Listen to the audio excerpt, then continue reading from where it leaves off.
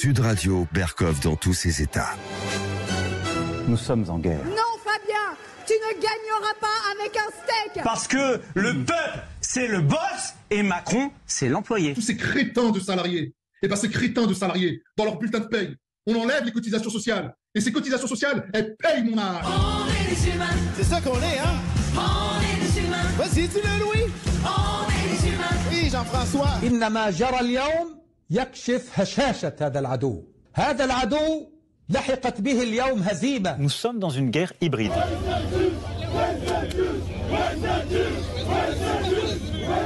Nous sommes en guerre. Eh oui, ce n'est pas le Nous sommes en guerre de 2021, ce n'est pas la guerre hybride, c'est la guerre, et voilà, on parlait du Haut-Karabakh, et puis aujourd'hui, ça revient au Proche-Orient, le Hamas, Israël, des images terribles, des images extrêmement fortes, viol, tabassage, massacre de rave party, massacre de jeunes, et puis Gaza, une fois de plus, sous les bombes. Il ne s'agit pas du tout de renvoyer au dos à dos. Là, on va commencer par parler de qu'est-ce qui s'est passé, pour autant qu'on puisse le savoir. En tout cas, il y a des questions qu'on va poser à Éric Dénessé, qui est spécialiste du renseignement et directeur du Centre français de recherche sur l'enseignement. Qu'est-ce qui s'est vraiment passé du point de vue militaire? Qu'est-ce qui fait qu'en 2023, 50 ans après, l'État d'Israël se fait déborder par, en tout cas, pas par les pays arabes comme la guerre du Kippour de 1973, mais par le Hamas. Qu'est-ce qui s'est passé? Et puis on va parler à Jonathan Serrero, journaliste spécialiste du Moyen-Orient et du Hamas, qui est à Tel Aviv, qui nous décrit un peu la situation élémentale. Et puis on va avoir Anda Ayari, qui est écrivain, qui est essayiste. Anda Ayari va nous dire ce qu'elle pense, elle, en tant que franco-algérienne, de ce qui se passe aujourd'hui, et de ce qu'elle ressent, et de ce que beaucoup de gens ressentent. Et puis, en seconde partie, nous allons recevoir la philosophe Barbara Stiegler, qui va nous parler, dans ce fracas, on oublie qu'il y a encore peut-être des démocraties. On a l'impression que le mot démocratie, tout le monde cherche à l'enterrer. Eh bien non, il est plus fort que jamais, malgré tout, parce que s'il n'est plus fort que jamais, tout est fini et tout ne sert plus à rien. À tout de suite. Ici, Sud Radio. Les Français parlent au français. Je n'aime pas la blanquette de veau. Je n'aime pas la blanquette de veau. Sud Radio, Berkov dans tous ses états. Terre promise et si difficilement tenue. Sud Radio, Berkov dans tous ses états. Le fond avant 1967, avant la guerre des 6 jours. Et aujourd'hui, la guerre, elle revient, mais a-t-elle jamais disparu au Proche-Orient?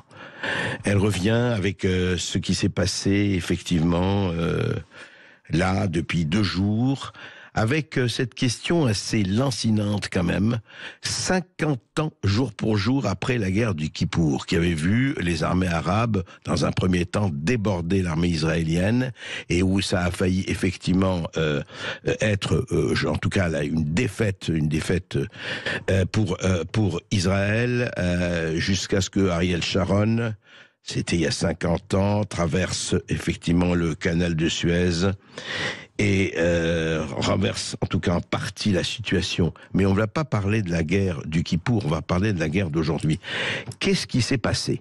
On disait Israël, les plus grands, les meilleurs services de renseignement du monde, le Mossad, le Shin Bet, l'Aman, la technologie la plus totale. Ils annonçaient partout avoir absolument verrouillé la frontière avec Gaza, jusqu'au fait qu'il y avait des centaines de personnes qui faisaient une rave party tout près de la frontière et dont 200 ont été massacrés, sans parler de tout ce qu'il y a eu un peu partout, par cette espèce d'entrée en massive, je dirais, en tout cas très forte du Hamas, sur terre, sur mer et dans les airs avec des ULM. Et on a appris quand même que l'armée de l'air israélienne, une armée réputée comme étant l'une des aussi les plus fortes du monde, eh bien la guerre a commencé, enfin l'invasion du Hamas a commencé à 6h du matin, l'armée n'est intervenue qu'à 11h du matin.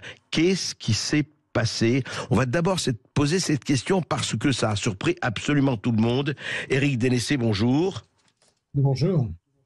Bonjour. Éric Dénessé, vous êtes spécialiste du renseignement, vous êtes directeur du Cercle français de recherche sur le renseignement, vous êtes déjà reçu pour vos éclaircissements qui sont toujours bons. Et alors, c'est vraiment la première question qu'on peut se poser, au-delà de l'émotion évidente, du drame, etc.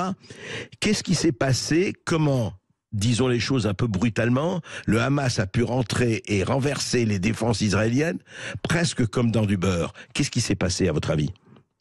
Eh bien, d'abord, on a affaire à une opération qui était remarquablement planifiée de la part du groupe terroriste. Il faut, avant de jeter la pierre aux Israéliens, il faut reconnaître, même si ce sont des barbares qui se sont livrés à des actes inqualifiables, il y a eu une vraie opération planifiée, organisée, qui a su parfaitement se préparer en connaissant la manière dont fonctionnaient à la fois les services de renseignement et le système de sécurité de l'État hébreu pour le surprendre. Voilà, donc c'est la première explication, elle est là. On est face à un adversaire qui est monté en puissance, qui a su s'organiser, qui n'est plus le petit groupe terroriste, ridicule, quelques années, malheureusement, et donc ils ont réussi une très très belle opération. Alors bien sûr, Éric Dénessé, votre réponse appelle une question. Qui a entraîné, et effectivement, encore une fois, laissons de côté les appréciations de valeur pour le moment, qui a entraîné aussi bien le Hamas, et effectivement, c'est assez remarquable, il faut le dire en guillemets, mais il faut même pas en guillemets. Qu'est-ce qui s'est passé pour que le Hamas, c'est qui? C'est l'Iran, c'est la Russie, parce que il faut apprendre, effectivement, comme vous dites, à un tel degré de sophistication, et à votre avis, c'est qui ont été les entraîneurs, je dis au bon sens du terme?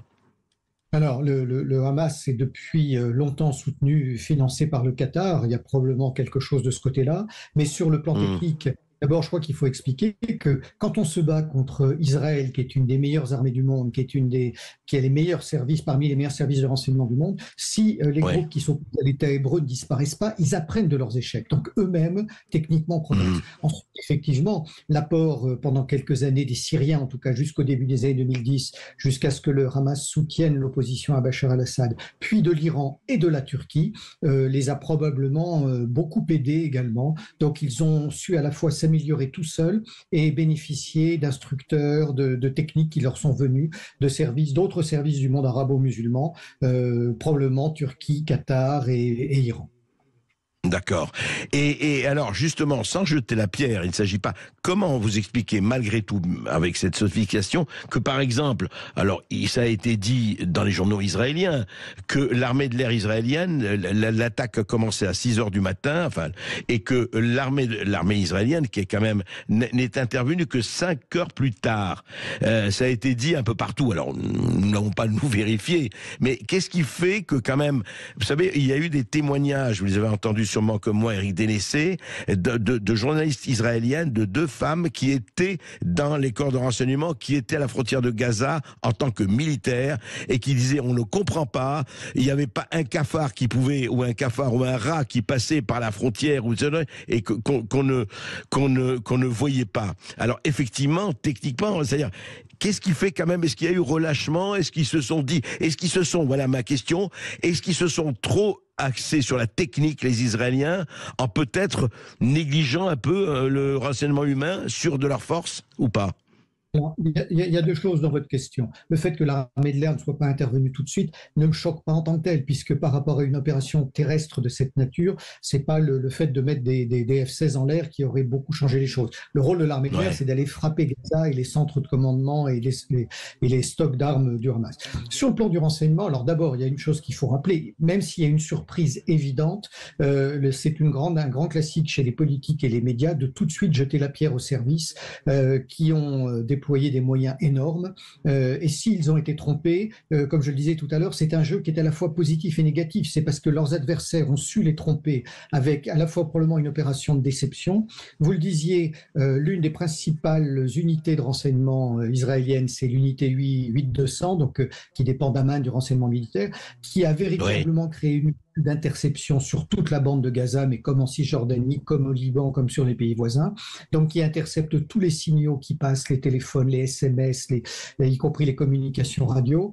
Et si quelque chose leur a échappé, c'est pas par un défaut de moyens, c'est pas par un défaut de compétences, c'est Tout simplement, à mon sens, parce que les gens du Hamas ont compris depuis plusieurs années comment fonctionnait le renseignement israélien. Ils ont continué probablement à maintenir un trafic de communication qui a endormi leurs adversaires et ils ont dissimulé de manière extrêmement stricte ce qui devait être caché aux yeux des Israéliens. Parce que l'erreur en matière de renseignement pour le Hamas, ça aurait été d'arrêter toutes les communications téléphoniques et radio avant de lancer une opération, parce que ça, c'est un indice fort quand on fait de... Oui, bien sûr. Ouais. Donc, ils ont d'une part, sur le plan ils ont maintenu leur trafic et ils ont communiqué par d'autres moyens. Alors, pour le reste, qu'il faut peut-être aussi expliquer aux auditeurs, la surprise est forte, mais il faut rappeler qu'il y a 4 grands organismes de renseignement qui surveillaient Gaza. Alors, certes, ils ne le surveillaient sûrement plus aussi efficacement qu'il y a quelques années, mais outre, ça me paraît évident, oui.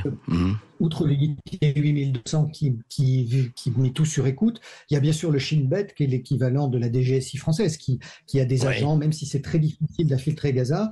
Il y a la police des frontières, le MAGAV, qui bénéficie aussi d'éléments qui font de l'infiltration des opérations clandestines à Gaza, en Cisjordanie et ailleurs. Et puis bien sûr, il y a le Mossad, dont le rôle est lui extérieur et qui va beaucoup plus surveiller les livraisons d'armes.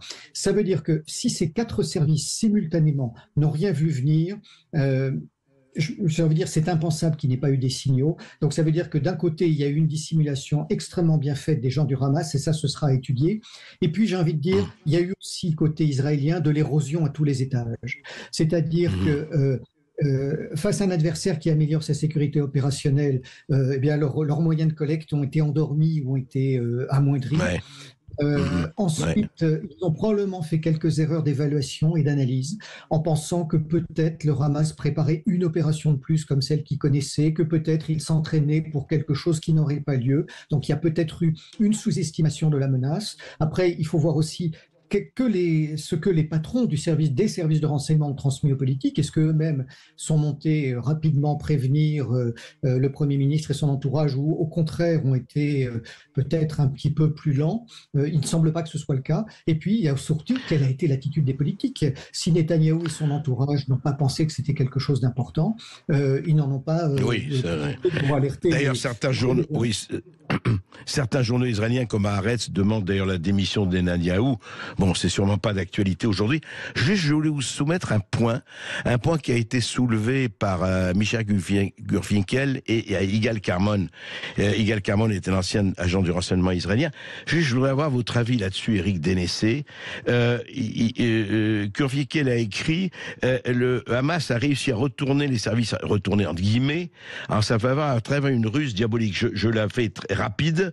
Il dit c'est très bien. Il dit que le Hamas a donné des gages sécuritaires en livrant le djihad islamique, et que Israël effectivement a pu éliminer un certain nombre de gens du djihad islamique. Et juste, il dit ceci: le Hamas, je le cite, le Hamas va faire de même pendant plus de 2 ans, quitte à sacrifier des membres du djihad islamique qu'il considère de toute façon comme des gêneurs. Les services israéliens parviennent ainsi à éliminer de nombreuses cibles avec une facilité grisante. S'ils se doutent bien que le Hamas est complice, ils attribuent cette coopération de fait à un changement stratégique fondamental. L'organisation, donc le Hamas, chercherait à entrer dans un nouveau processus de paix initié par les Émirats arabes unis, les accords d'Abraham, et parrainé par l'Arabie saoudite. Le Hamas entretient savamment cette illusion, notamment en s'abstenant de participer aux réunions de Beyrouth à la fin de l'été. Israël allège son dispositif face à Gaza pour mieux surveiller sa frontière nord. Le réveil ce 7 octobre est terrible. Est-ce qu'il n'y a pas eu, justement, vous parliez d'érosion, est-ce qu'il n'y a pas eu justement du point de vue politique un relâchement ? Si, mais bien sûr, ce que dit votre interlocuteur est tout à fait juste. C'est d'ailleurs ce qui commence à être montré. Depuis les événements 2021, il y a eu une tactique d'endormissement du Hamas. Mais je crois qu'il faut rappeler aussi que s'il y a une faillite du renseignement, elle concerne également les Américains. Jack Sullivan, le conseiller de la sécurité nationale de Joe Biden, déclarait la semaine dernière, lors d'une réunion, il y a 15 jours, lors d'une réunion du Forum de The Atlantic, un journal américain, en disant que le Moyen-Orient n'avait jamais été aussi calme depuis longtemps et qu'il avait beaucoup moins de travail que tous ses prédécesseurs au département d'État. Donc ça montre bien que la manœuvre qui est lancée par le mouvement islamiste des frères musulmans du Hamas a été extrêmement bien faite.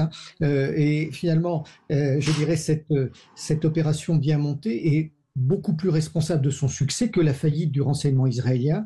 En plus, il faut rappeler qu'Israël est un pays en crise aujourd'hui, que l'appareil sécuritaire n'a jamais été dans un état aussi déplorable. Un certain nombre de directeurs du ministère de la Défense le disaient. Le pays est très divisé. Ce qui est effectivement frappant sur les images, pour revenir à votre question de tout à l'heure, c'est de ne pas voir des gardes frontières et des militaires intervenir aussi rapidement qu'il leur est semblé qu'ils puissent le faire. Et puis, c'est le nombre de morts, parce que le nombre de morts qui risque heureusement encore de croître est en proportion 10 fois supérieur à ce qu'ont connu les Américains le 11 septembre. 3000 morts pour 320 millions d'habitants d'un côté, et là, on est bientôt à 1 millier de morts pour un pays qui compte environ 10 millions d'habitants. C'est un choc, c'est un septembre terrible. Je crois qu'il faut être extrêmement clair. On est sur le fil du rasoir. Il est indispensable d'éliminer Hamas, qui est un groupe terroriste avec lequel il est impossible de négocier et qui est vraiment dans une logique de barbarie comme on ne l'a jamais vu. Maintenant, très attention, les Israéliens ont à la fois un défi terrible à jouer, au-delà de l'opération militaire, c'est faire en sorte de ne pas déclencher des réactions en chaîne de la part des autres groupes palestiniens avec lesquels la discussion, il a été montré que la discussion était possible. Donc il y a quand même et puis les autres pays arabes, tout à fait. Et puis les autres pays arabes, bien sûr. Merci beaucoup Éric Dénessé, merci. On va évidemment suivre tout cela et heure par heure et au jour le jour, il se passe quelque chose quand même de très grave là-bas. On va se retrouver dans un instant sur Sud Radio. On continue de se parler de ce conflit. On sera en direct sur place dans un instant. Et puis, on prend toutes vos questions sur le Facebook Live et au 0826 300 300. À tout de suite sur Sud Radio. Et non, c'est pas en 1940. C'est pas en 1944, c'était hier en Australie, à Sydney. Et on entendait quoi? Gazer les Juifs, gazer les Juifs, gazer les Juifs à Sydney, en Australie. Et il y a eu diverses manifestations, effectivement un peu dans certaines villes européennes, et on a entendu un peu ça. Alors ça, effectivement, le moins que l'on puisse dire, c'est que ça pose vraiment question.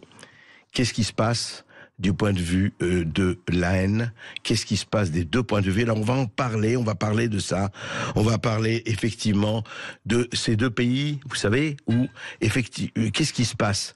Et il y a juste avant de prendre Jonathan Serrano, qui est à Tel Aviv, Jonathan Serrero, pardon, excuse-moi, qui est journaliste, qui est spécialiste du Moyen-Orient et qui connaît bien aussi le Hamas.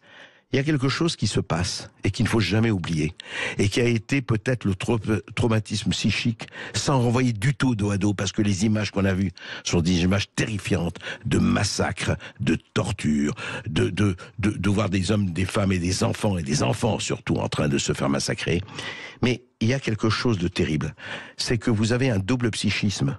Quand les Israéliens voient ces images, ils disent ça y est, eh bien, c'est la continuation des nazis et de 40-44. Ils veulent tous nous éliminer. Et certains discours, et vous allez l'entendre de Ismail Haniyeh, le chef du Hamas, qu'il a fait depuis le Qatar, les amènent à penser ça. Et puis, pour les Arabes et les Palestiniens, les Arabes disent oui, mais ça, ce sont les nouveaux colons.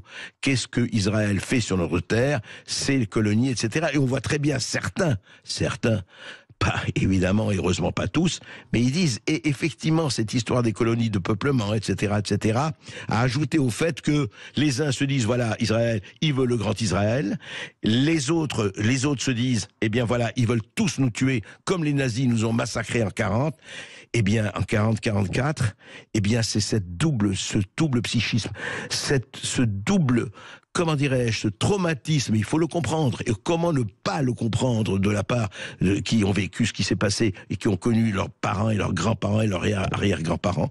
Eh bien, tant qu'on n'aura pas vraiment cassé ce nœud gordien, ça va être très, très, très, très difficile. Jonathan Serrero, bonjour.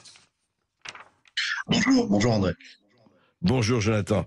Alors dites-moi, faites-nous aussi la situation. Vous êtes à Tel Aviv là. Où on en est aujourd'hui? Qu'est-ce qui se passe et surtout les répercussions dans la population, chez les gens? Mais d'abord un point sur l'état des lieux aujourd'hui à l'heure où nous parlons. Déjà, première information, et c'est une première depuis le début du conflit. L'ensemble de l'appareil de défense Tsahal a autorisé la presse étrangère à rentrer dans le kibboutz de Kfar Aza, qui est interdit à l'ensemble de la presse, que ce soit internationale ou israélienne.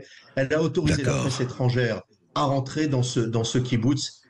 Et les images, André, découvertes par la presse étrangère à l'heure où l'on se parle, personnellement, moi qui connais très bien ce kibbutz pour avoir effectué de nombreux reportages, j'en parle, j'ai la chair de poule, des corps, des dépouilles qui sont allongés à même le sol, qui sont emmenés dans des camions. C'est lourd, c'est très lourd.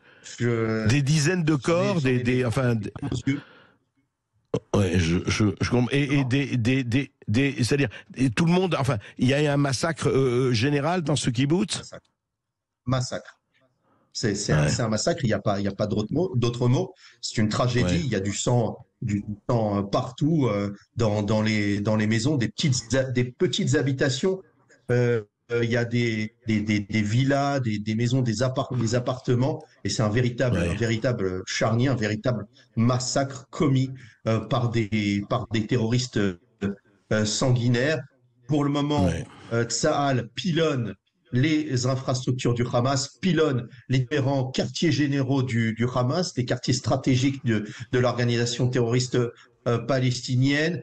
Le Hamas répond par des tirs de roquettes sur les localités israéliennes qui se trouvent en pourtour de la bande de Gaza. Pas plus tard qu'il y a de cela quelques minutes, des drones du Hamas ont tenté de s'infiltrer sur le territoire israélien, des drones éliminés par l'aviation israélienne. Tsahal sécurise tout le secteur de la bande de Gaza. Bref, Israël est bel et bien en guerre contre l'organisation terroriste palestinienne, en vrai. Oui. Alors, justement, Jonathan Serrero, comment, je veux dire, comment les gens réagissent? Est-ce qu'ils ont été sidérés parce que personne ne s'attendait effectivement, parce que on se disait, on en a parlé avec Éric Dénessé, les meilleurs services de renseignement du monde, en tout cas parmi les meilleurs, l'armée, on sait très bien à quel degré de sophistication elle est. Comment on explique en Israël ce qui s'est passé? Enfin, si on peut expliquer quelle est la réaction des gens, enfin des gens que vous connaissez et vous-même? Sidération, consternation et surtout colère, car depuis déjà près de 23 ans, le Hamas pilonne les différentes localités israéliennes qui se trouvent en pourtour de cette enclave palestinienne et tire des roquettes, que ce soit contre Tel Aviv ou contre Jérusalem. Et l'échelon politique se refuse de frapper de manière, je dirais, beaucoup plus ferme le Hamas, d'éliminer les têtes de pont de l'organisation terroriste palestinienne. Moi qui ai multiplié les allers-retours entre Tel Aviv et ces localités et couvert. Oui.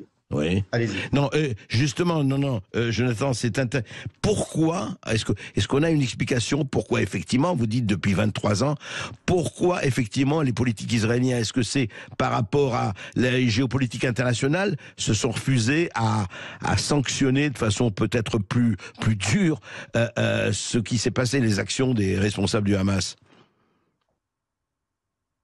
Je dirais que l'échelon politique et l'ensemble de l'appareil de défense israélien s'est nourri d'un faux narratif, à savoir qu'il était possible de pouvoir vivre aux côtés d'un Hamas fort pour faire pression sur le Fatah de Mahmoud Abbas. Or, le Fatah et le Hamas ont toujours accordé leur violon contre Israël. À savoir, l'objectif de ces deux organisations terroristes, c'est la destruction de l'État d'Israël. Et cela, Israël l'a totalement oublié. Israël a totalement oublié avoir traversé entre 1987 et 2002, avoir subi des attentats suicides dans ces rues commis par le même Hamas, dans ces autobus, avec des autobus qui explosaient.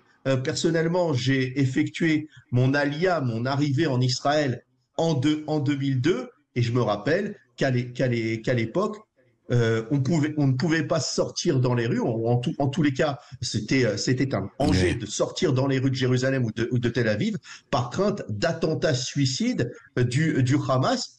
Et cela, l'échelon politique l'a totalement oublié au regard des intérêts stratégiques des uns et des autres, de la volonté aussi de se rapprocher d'un pays comme le Qatar, du côté de Doha, le Qatar qui aura assurément à rendre des comptes dans ce conflit, qui joue une sorte de double jeu dans la région.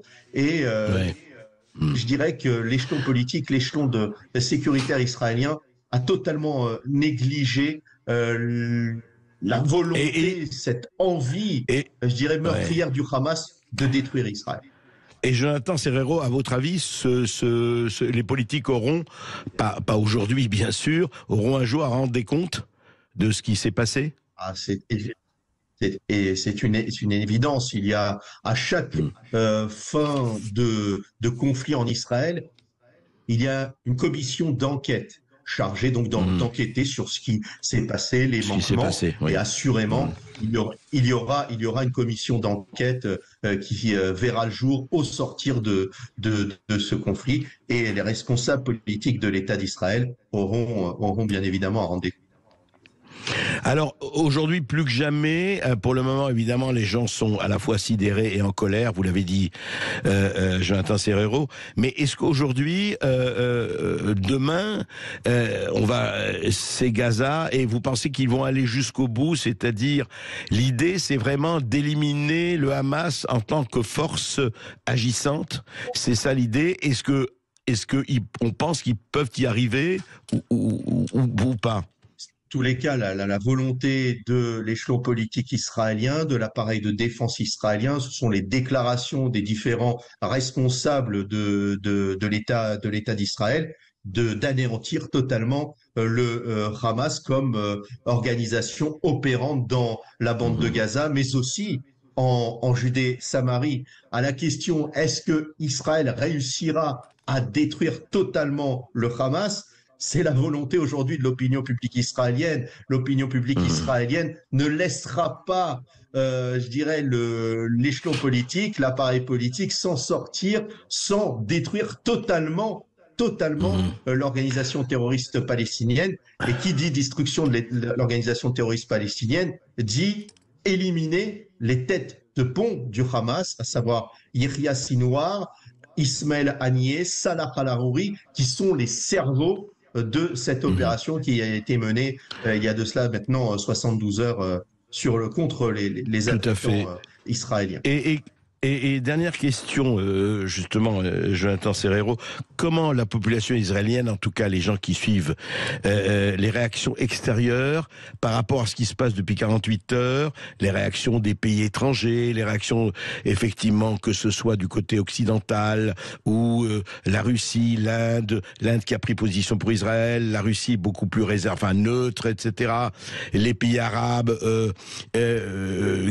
quid du fait qu'on pensait que l'Arabie Saoudite se rapprochait d'Israël peut-être avec les accords d'Abraham auxquels ils allaient adhérer, et que aujourd'hui c'est stoppé. Est-ce que, en un mot, est-ce que les Israéliens se sentent isolés, comme ils se sont sentis isolés à des moments, ou au contraire ils disent bon, mais il y a quand même, on n'est pas seul? Aujourd'hui, il y a ce sentiment au sein de la société israélienne de soutien de l'ensemble de la communauté internationale. Le discours, la prise de position du président des États-Unis, Joe Biden, a été très bien accueilli par les responsables israéliens, mais aussi l'opinion publique israélienne, le soutien aussi de la France, du président de la République Emmanuel Macron, de l'ensemble des grandes chancelleries mondiales. C'est un fait quelque peu nouveau en Israël, puisque même la presse internationale soutient Israël aujourd'hui après ce massacre. C'est un fait quelque peu nouveau, car en Israël, la société israélienne avait l'habitude de voir une presse étrangère quelque peu hostile à l'État hébreu, et prenant fait et cause avec les Palestiniens. Concernant la normalisation avec l'Arabie Saoudite, je pense que c'est tout l'enjeu aujourd'hui de ce conflit. Et il faut observer aussi l'attitude, le comportement de la République islamique d'Iran, qui est, je pense, dans la première cible aujourd'hui d'Israël dans ce conflit. Dans ce pays. Merci beaucoup, Jonathan Serrero, pour toutes ces informations. On suivra et on vous demandera d'intervenir dans ce qui risque de se passer. À bientôt. Merci d'avoir été avec nous. On se retrouve dans un instant sur Sud Radio. On donnera la parole à l'essayiste Enda Ayari qui sera avec nous en ligne dans un instant. Et puis vous aussi au 0826 300 300. On vous donne la parole sur Sud Radio. À tout de suite. Et Ismail Haniyeh a fait une déclaration très importante hier du Qatar. Vous savez que c'est le chef du Hamas, le chef suprême du Hamas, qui est au Qatar parce que, évidemment, Israël cherche à l'éliminer depuis longtemps, donc il est réfugié, enfin il est au Qatar, et il a fait cette déclaration. Traduction rapide, il dit ceci, il dit voilà, l'État d'Israël a été, cette fois-ci, il a subi une défaite, voilà, il dit, c'est très simple, je vous lis un peu ce qu'il dit, c'est très important. En ces moments historiques, nous sommes engagés dans une épopée héroïque pour défendre la mosquée d'Al-Aqsa, nos lieux saints et nos prisonniers. Il a ajouté que l'agression sioniste a atteint son paroxysme ces derniers jours, des milliers de colons ayant profané la mosquée d'Al-Aqsa. Et là, donc, nous allons nous attaquer. Et il a dit, et il finit avec ça, de toute façon, nous n'abandonnerons et nous ne lâcherons que quand les Israéliens ont définitivement quitté ce territoire. Ce territoire nous appartient du Jourdain à la Méditerranée, et il est hors de question, parce que ce n'est pas Israël à côté de la Palestine, volant Palestine à côté d'Israël, comme pense un certain nombre d'Arabes et de Palestiniens. Non, non. Pour le Hamas, en tout cas pour son chef et pour le Hamas, c'est Israël disparaît. C'est clair. Voilà, il y a un pays, la Palestine, ça nous appartient, c'est notre terre, et les autres n'ont qu'à devenir palestiniens et surtout disparaître complètement. Voilà. Donc c'est très clair, en tout cas en ce qui concerne le leader du Hamas, Ismail Haniyeh. Nous avons avec nous Enda Ayari. Bonjour Enda Ayari. Bonjour. Alors, vous avez fait un tweet très très émouvant et bouleversant il y a 2 jours sur les peuples. On parle militaire, on parle stratégie et on doit en parler effectivement. On parle de ce qui s'est passé, on parle de ces images atroces qu'on a eues, on parle des bombardements, que ce soit sur Gaza et ailleurs. Et puis on oublie les peuples, on parle beaucoup moins des peuples. Et que voulez-vous dire en ce sens, Enda Ayari? En fait, ce que je veux dire, c'est que moi, j'ai l'impression qu'on nous demande de choisir un camp. Et moi, j'ai décidé de choisir le camp de la paix. C'est pour ça que j'ai écrit dans mon tweet que je me considérais comme à la fois palestinienne et israélienne, parce que moi, je pense au peuple avant tout. Avant toutes ces... Je cherche pas à savoir pourquoi on en est arrivé là, parce qu'il y a beaucoup de choses qui me dépassent. Mais ce que je vois aujourd'hui, c'est que on est matraqué, on est bombardé, nous pas par cette guerre avec des armes, oui, pas par des bombes et des hachettes et des par les médias, c'est-à-dire que de tous les côtés, on a l'impression qu'on veut nous pousser à choisir un camp, qu'il y a des gens à la fois les musulmans qui doivent être pro-palestiniens, les Israéliens qui doivent être pour Israël, et en fait, moi je pense au peuple et je me dis que non, la victime, c'est le peuple, que ce soit le peuple palestinien ou le peuple israélien. Ouais. Et vous dites, mais justement, comment faire pour que l'instinct de mort, on voit bien, arrête d'être chez certains l'instinct dominant? Parce qu'on voit bien, on entend, d'un autre côté, on dit, certains disaient le grand Israël, mais on voit bien aussi Ismail Haniyeh qui dit, attendez, il y a pas d'Israël, il y a la Palestine, et au-delà de ça, on voit aussi les bouts de feu, ceux qui mettent de l'huile sur le feu. Alors eux, qui sont peut-être bien protégés, eux qui ne sont pas exposés et qui mettent de l'huile sur le feu. Comment arriver à contrer tout ça, Enda Ayari? Pas simple. En fait, moi je pense qu'en fait que dans les deux camps, en fait, le peuple en fait est victime, est pris en otage, que ce soit les Israéliens ou les Palestiniens, ils sont pris en otage par des personnes en fait qui soient ces politiques que moi j'appelle des politiques pour moi qui sont corrompues, qui n'existent qu'à travers ce conflit israélo-palestinien, et ça les arrange bien. Que derrière il y a des gens qui vendent, qui financent, qui arment ces groupes terroristes qui sont sur le terrain, mais ils sont sur le terrain au service de qui? Vous croyez qu'ils sont sur le terrain au service du peuple palestinien?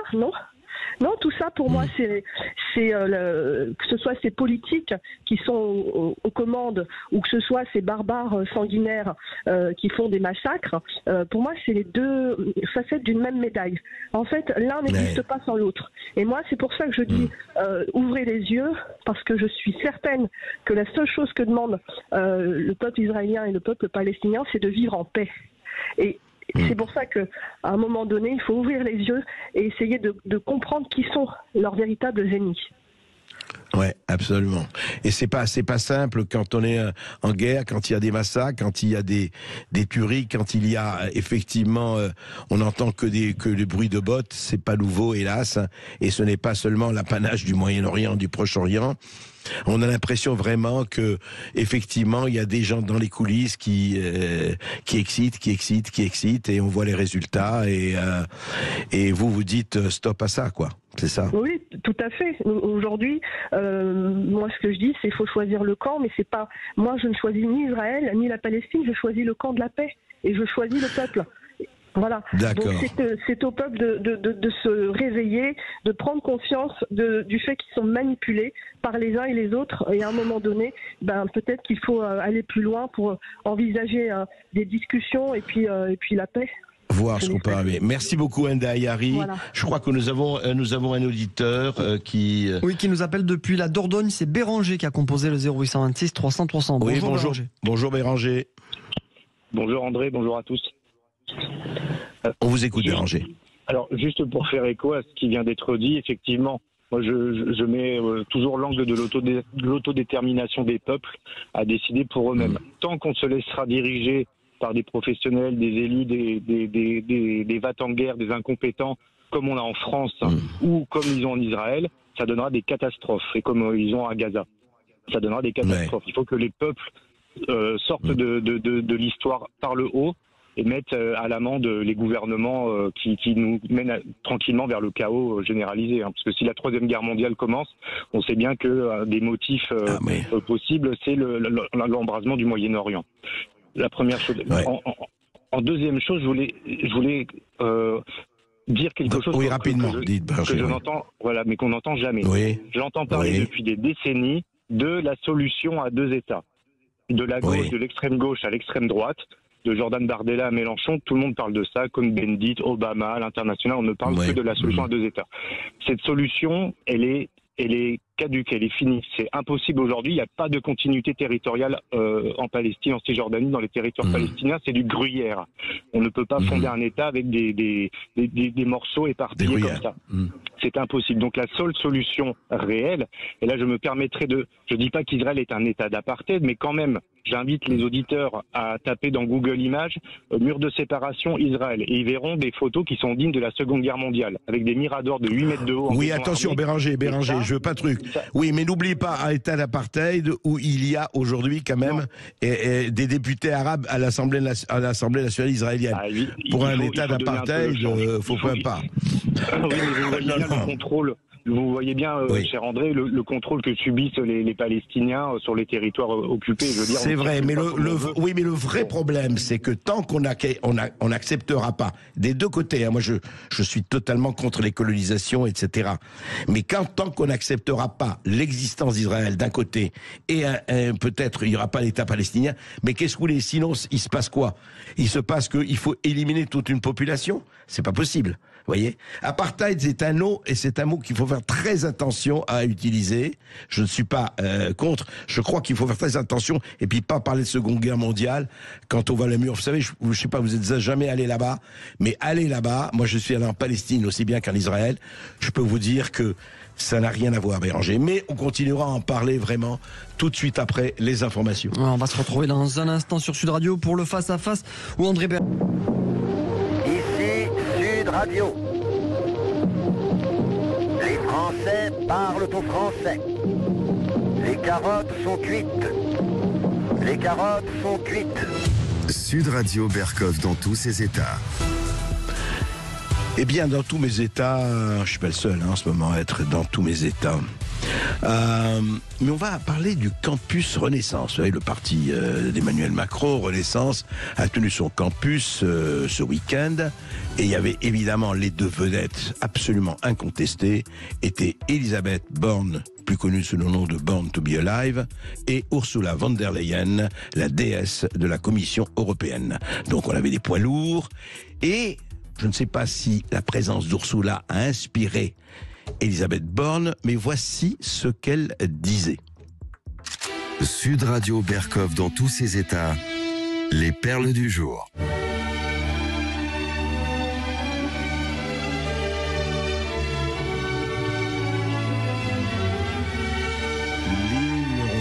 L'hymne européen, évidemment, incapables de faire des hymnes eux-mêmes, ils ont emprunté à Beethoven, bien sûr.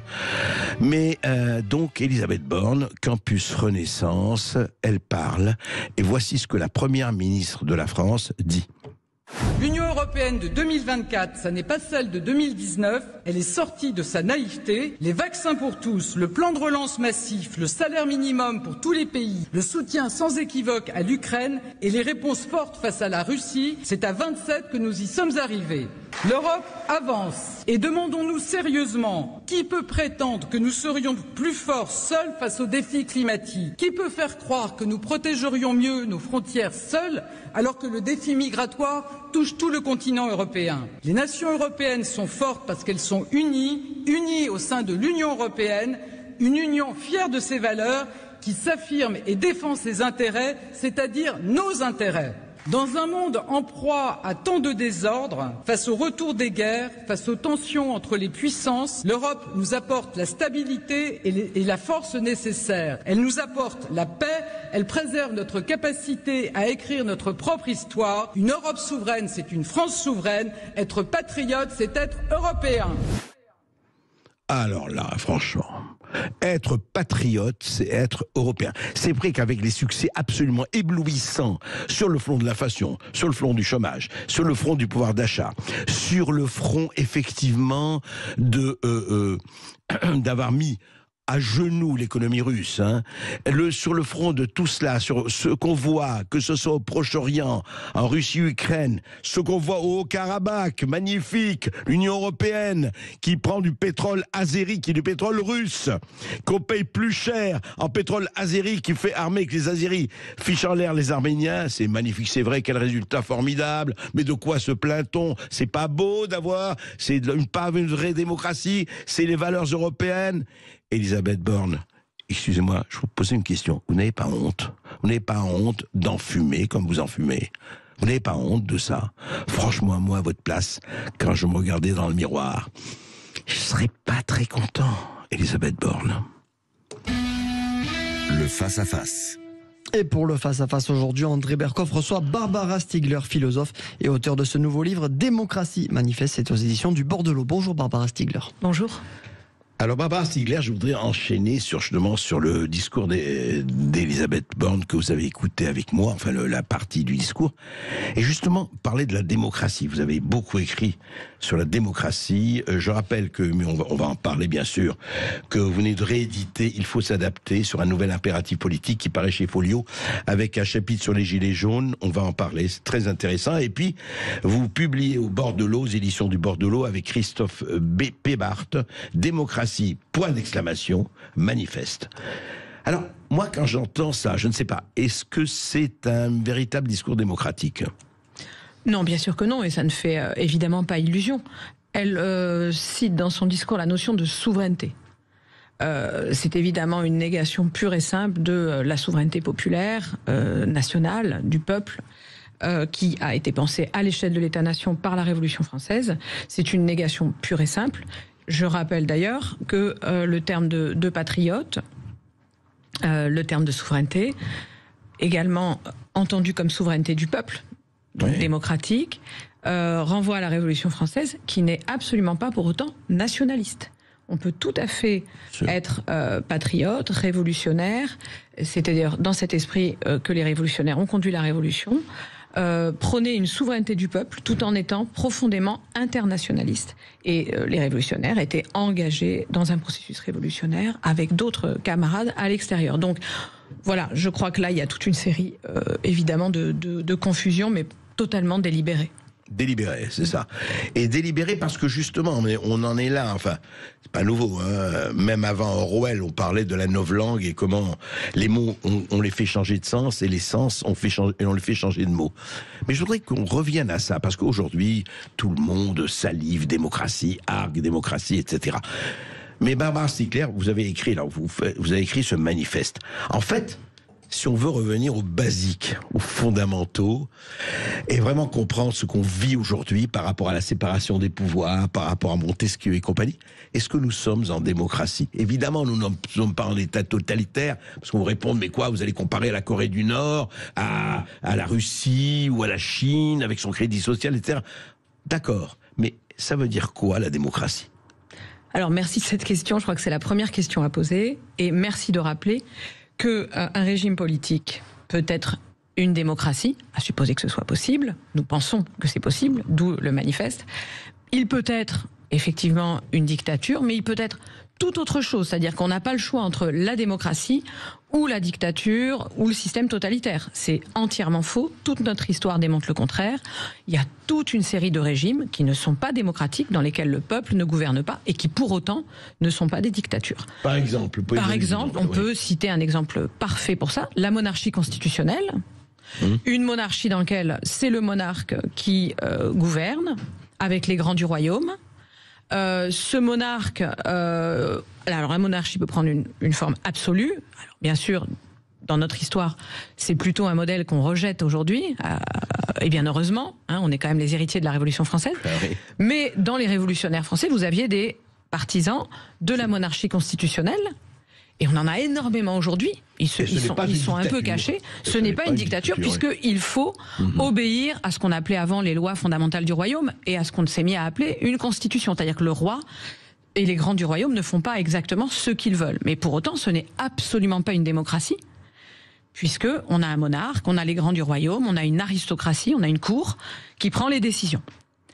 Donc, de ce point de vue-là, aujourd'hui, on n'est pas très éloigné en réalité de ce fonctionnement-là, même si ça s'appelle pas comme ça, même si ça s'enrobe ou ça se drape du terme de démocratie, les fonctionnements ressemblent beaucoup plus à des fonctionnements où un seul ou quelques-uns concentrent le pouvoir dans leurs mains. Alors Barbara Stickler, est-ce qu'aujourd'hui en France, d'aujourd'hui, ce n'est encore une fois, c'est pas seulement Macron, enfin je veux dire, c'est pas le gouvernement actuel. Est-ce que depuis quelques décennies ou enfin, est-ce qu'on peut dire qu'on est en démocratie? Et encore une fois, ça rappelle. Quels sont les critères, parce que c'est très important, de c'est quoi vraiment, quand je dis c'est quoi une démocratie, parce que après tout, notre but, il est quand même, on a plus envie d'être en démocratie qu'en monarchie constitutionnelle ou autre. On a envie en tout cas d'avoir des pouvoirs et des contre-pouvoirs. Est-ce que c'est le cas aujourd'hui? Alors, vous dites, on a envie, j'en sais rien, c'est-à-dire qu'en fait, il serait temps... Disons qu'on est un certain nombre de millions à avoir envie de ça. Oui, enfin, mettons vraiment les questions sur la table. La démocratie, c'est un régime dans lequel le peuple, c'est le peuple qui gouverne effectivement. Demos, ça veut dire le peuple. Kratos, ça veut dire le pouvoir. Ça veut dire, c'est un régime dans lequel celui qui a le pouvoir, le seul souverain, c'est le peuple. Donc c'est une expérience politique assez extraordinaire. Cette expérience politique, nous pensons qu'elle est possible et qu'elle est attestée historiquement. Oui, mais en ce moment, enfin, on la voit pas, hein. Alors, bien entendu, aujourd'hui, ce n'est pas le peuple qui gouverne. Alors, ça veut donc dire qu'il ne faut pas confondre la démocratie et un régime d'élection libre. Disons que c'est une condition nécessaire, mais pas suffisante. C'est pas forcément d'ailleurs une condition nécessaire. Par exemple, chez les Athéniens, qui est quand même la grande expérience historique attestée, qu'on connaît de mieux en mieux aujourd'hui, il y a eu énormément de progrès dans l'historiographie antique sur l'expérience athénienne qui a duré 2 siècles. Beaucoup de clichés très négatifs sont aujourd'hui en train de tomber sur cette expérience. Eh bien, chez les Athéniens, il n'y avait pas d'élus. On n'élisait pas de chef ou de représentant. On votait énormément, c'est ce qu'on appelle dans notre livre, enfin ce que les chercheurs appellent la règle d'arrêt d'une délibération. au bout d'un moment, la délibération, une fois on estime qu'on est allé au bout de cette délibération, elle doit être arrêtée par une règle d'arrêt qui peut être le vote, à main levée ou pas. Mais qui existait déjà. Oui, mais ce n'est pas l'élection.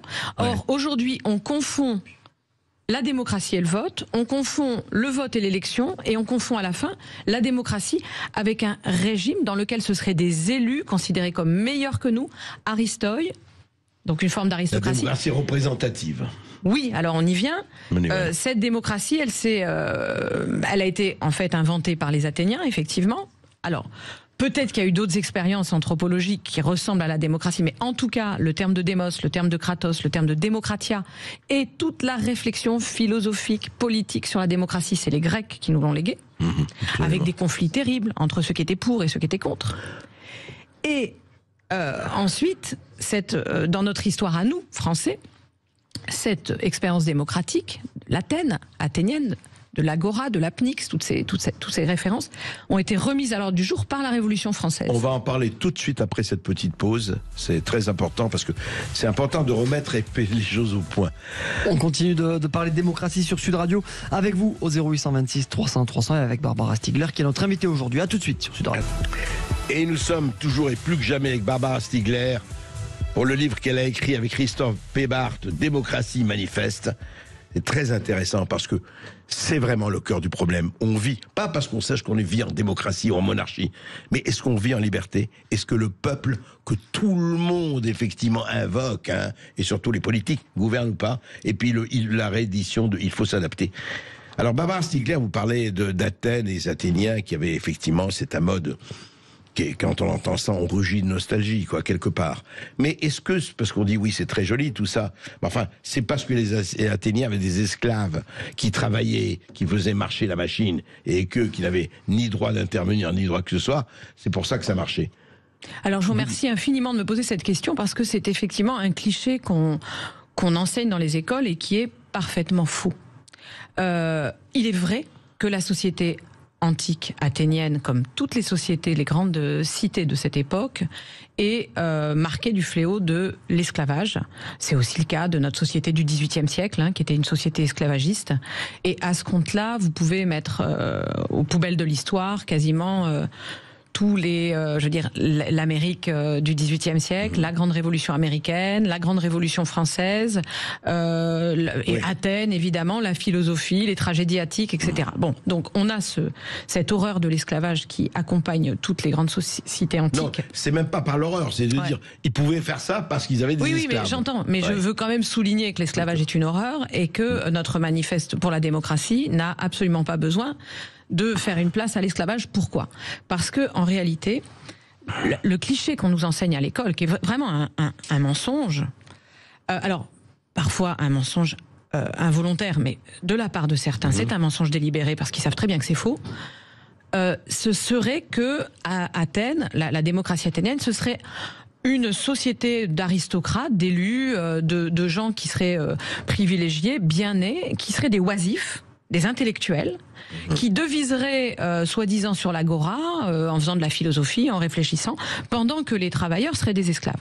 Ceci est rigoureusement faux. Il y a effectivement des esclaves à Athènes, il y en a beaucoup. Certains d'entre eux sont d'ailleurs extrêmement riches, d'autres non. Et puis, dans le démos athénien, on commence à très bien le connaître. Il y a, dans la période que Christophe Pébart a étudié le plus près, la période classique, il y a du 5e siècle, il y a 60 000 Athéniens qui font partie du démos, donc qui sont des hommes. Il y a aussi la limitation des femmes, qui est évidemment tout à fait contestable, scandaleuse et discutable, mais c'est pas le sujet. À l'époque, on était dans une société patriarcale, donc évidemment, ça a accompagné les plus beaux phénomènes artistiques, politiques, etc. Ne faisons pas d'anachronisme. Voilà, donc...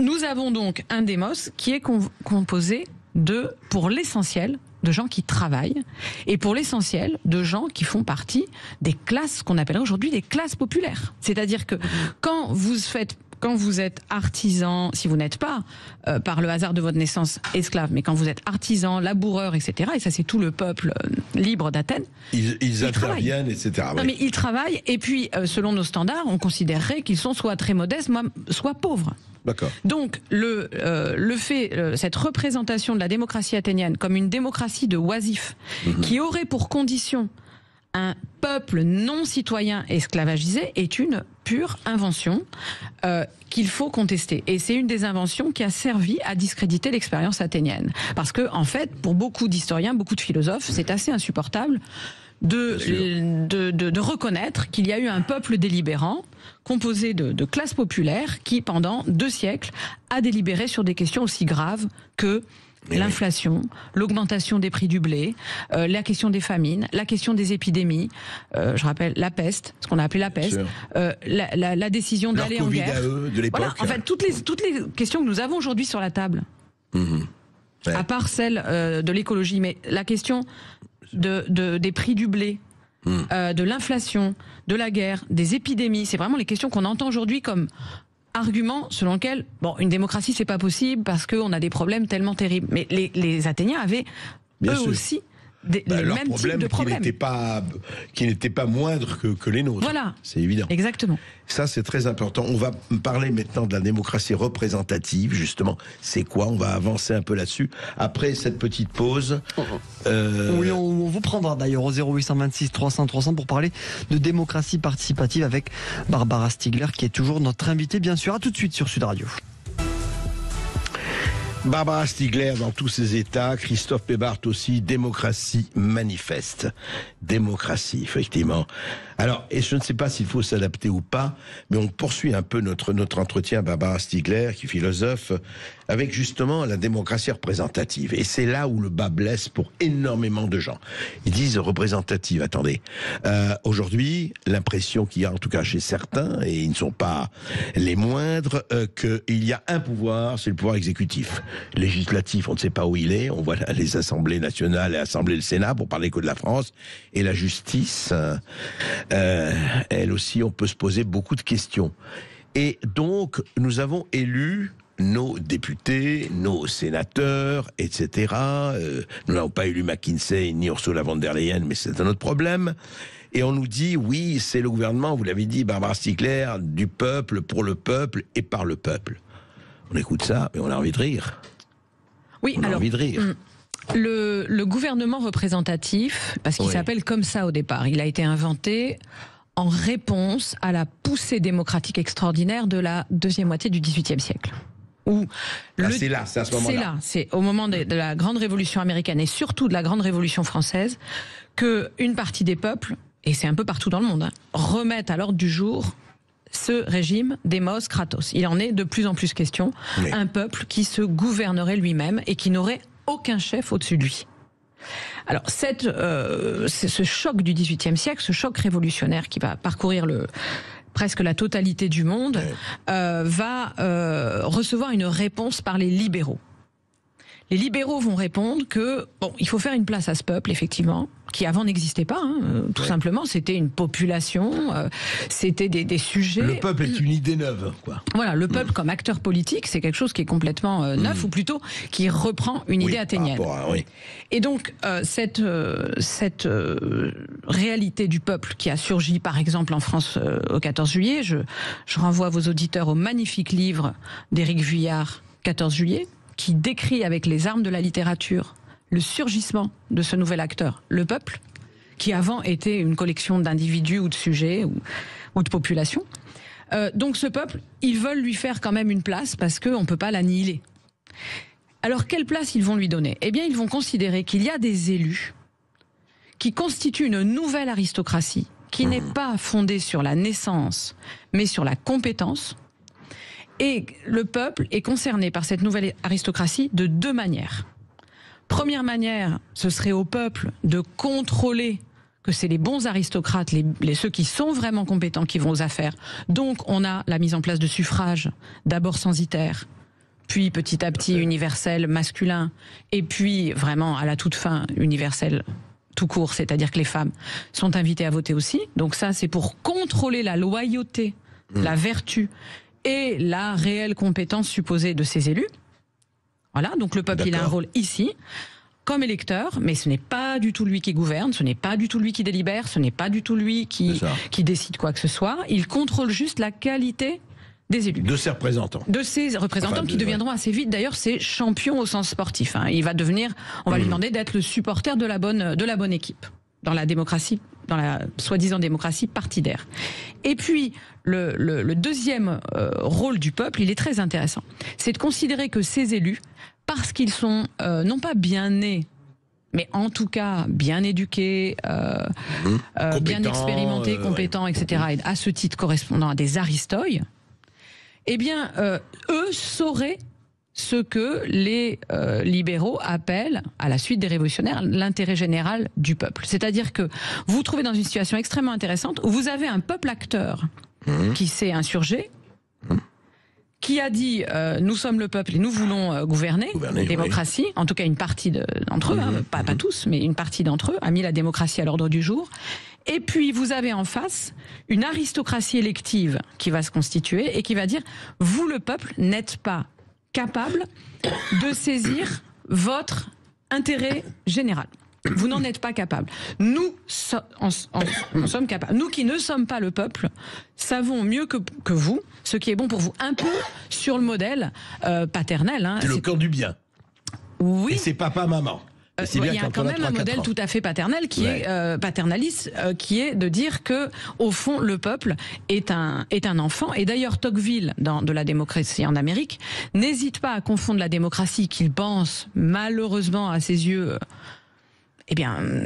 irréversible. Il n'hésite pas à la qualifier d'enfant des rues, d'enfant sauvage qu'il va falloir domestiquer. Ouais. Donc cet enfant a été très vite domestiqué, soyons clairs. Oui. Et, et ce gouvernement représentatif va se mettre à s'appeler lui-même sous la poussée, les multiples poussées révolutionnaires, les répliques de la Révolution française de 1830, 1848, 1871. Ensuite, on a le CNR. Enfin, on a des poussées comme ça permanentes. On a avant 36. Bon, on a toutes sortes de poussées dans l'histoire sociale et révolutionnaire de la France, avec la remise à chaque fois à l'ordre du jour de l'expression de 93, la République sociale et démocratique, ou la République démocratique et sociale, mais là c'est le démocratique qui m'intéresse, eh bien à chaque fois il va y avoir une reprise par les libéraux qui ne sont pas démocrates, qui ne veulent pas que le peuple gouverne, il va y avoir une reprise du mot. Et le mot va complètement changer de sens. Et à la fin on arrive à cette absurdité qui est celle d'aujourd'hui, où on nous raconte, c'est quand même le discours dominant, qui est un discours très installé dans la tête de tout le monde, il faut vraiment se battre contre soi-même pour pas parler comme ça, qu'il y aurait d'un côté la démocratie représentative, avec des élus qui seraient censés saisir notre intérêt général que nous, on ne serait pas capable de saisir, et puis de l'autre, pour remettre un peu de vie dans tout ça, il y aurait la démocratie participative, où de temps en temps, un morceau du peuple serait invité à venir donner son avis sur telle ou telle micro-question. Les comités citoyens, les conseils citoyens, etc. Voilà. Tout ça est aberrant. C'est-à-dire que quand vous dites qu'il y a une démocratie participative, comme on le dit souvent dans nos interventions publiques avec Christophe Pébard, ça veut dire que serait une démocratie dans laquelle le peuple ne participe pas. Mais c'est juste une absurdité. La démocratie, c'est même pas une participation du peuple. C'est le peuple qui délibère et qui décide pour lui-même. Donc s'il est invité à participer de temps en temps sur des petites questions locales et après coup, ça n'a rien à voir avec de la démocratie. Alors ça c'est bien de poser le sujet comme ça, effectivement, mais ça laisse à la fois un peu rêveur, parce que justement vous montrez ce que n'est pas la démocratie. Vous avez montré philosophiquement et en termes, et je dirais sémantiquement, ce qu'est la démocratie. Mais aujourd'hui, alors je vous pose la question, Barbara Stiegler, est-ce qu'on est en quel type de régime aujourd'hui ? Aujourd'hui, on a affaire à ce qui s'appelle le gouvernement représentatif. Ce gouvernement représentatif est très souvent défaillant dans le sens où il représente mal ceux qu'il est censé représenter, mais en tout cas, le gouvernement représentatif, c'est un régime électif, avec une aristocratie élective, qui, dans le meilleur des cas, correspond à une république aristocratique et élective, dans le sens où il y a un effort pour saisir l'intérêt général, et dans le pire des cas, est corrompu, et on est très loin de la République. Alors, je laisse chacun apprécier. Moi, j'ai l'impression qu'on est aujourd'hui extrêmement loin de l'intérêt général. Est-ce que vous pensez qu'on est dans une république bananière, comme on parlait de monarchie bananière ? Je pense en tout cas qu'on a affaire à une plutocratie en France, c'est très net. J'ai connu un pays dans lequel les institutions républicaines fonctionnaient plus ou moins bien, avec beaucoup d'imperfections bien sûr, mais plus ou moins bien. Elles sont toutes en train de se détraquer à travers la destruction délibérée et orchestrée des services publics. Il n'y a pas de république sans service public. Et donc à la fin, c'est une clique, un entre-soi plutocratique, d'ailleurs mal éduqué, pas compétent. Enfin, moi, quand je vois le niveau des ministres actuels, je suis effarée sur leur niveau scolaire, intellectuel. Voilà, la population générale est infiniment plus éduquée, raffinée que les gens qui brutalement nous imposent des réformes qui n'ont aucun sens et qui ne correspondent pas à ce que nous souhaitons.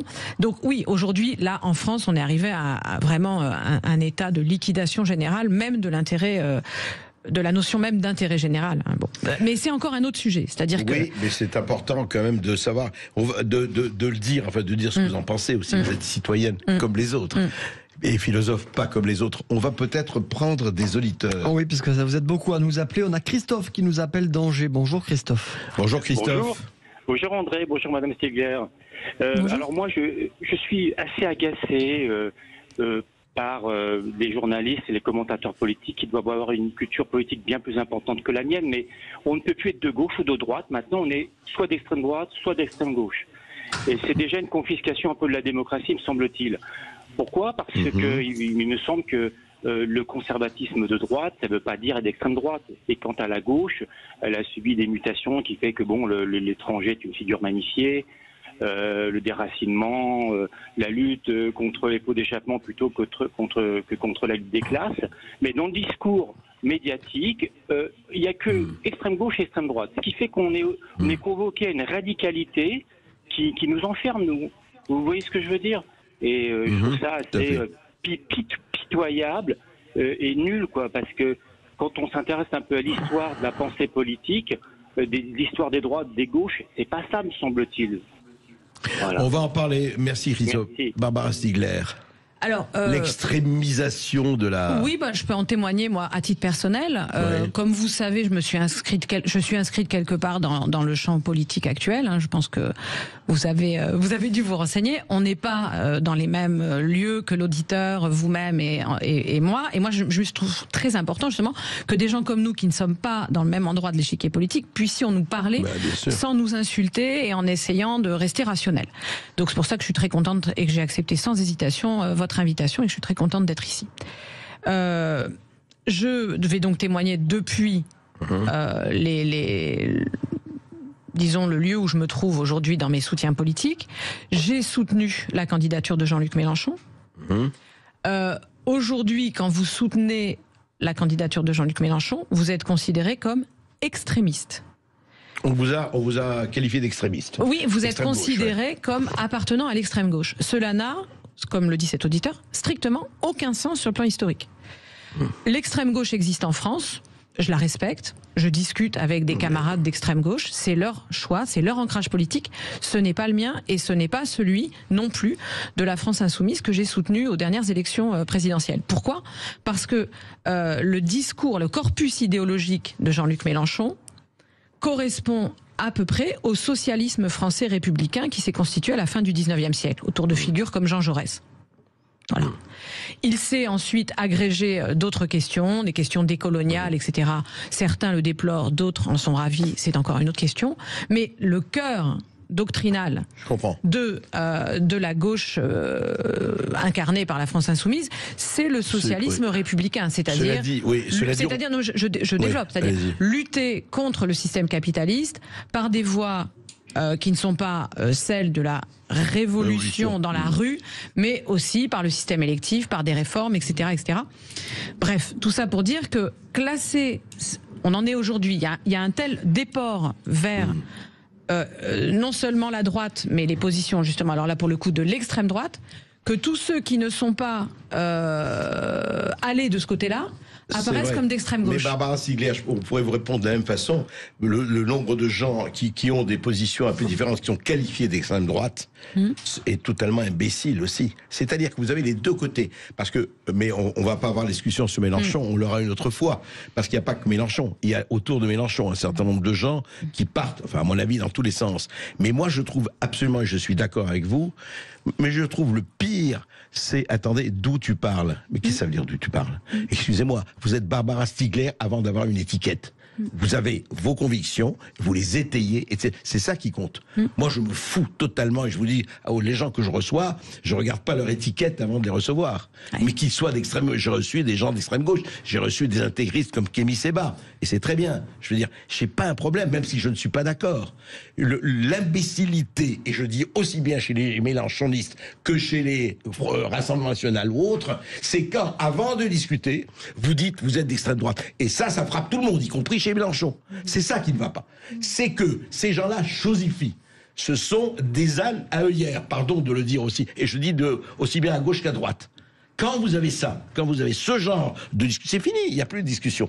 Il y a, les gens sont là, alors moi je suis dans un camp, je suis content, j'ai mes béquilles. C'est pour ça que il faut parler de la chose elle-même. Voilà. Ce qu'on appelle en philosophie la chose même. Par exemple, actuellement, dans le cas du conflit actuel, israélo-arabe qui reprend, ou plutôt israélo-palestinien, pour nommer les choses de manière plus rigoureuse, vous assistez aujourd'hui depuis 2 ou 3 jours à ce phénomène extraordinaire.